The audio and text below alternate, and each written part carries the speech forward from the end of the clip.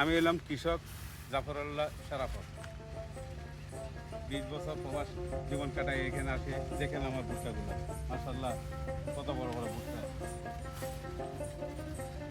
এটা সরষা মারা ছিলাম, সরষা কাটিয়ে প্রদান করলাম, এটা বাদাম করছি।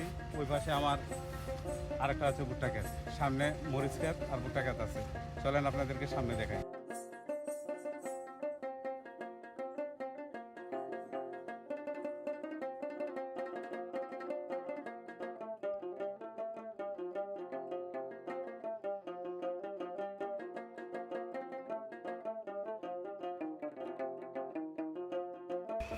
এখানে খুলে দেখাই আপনাকে কিরম হয়েছে।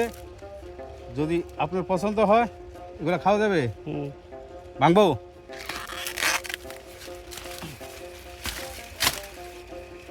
এই যে নেন।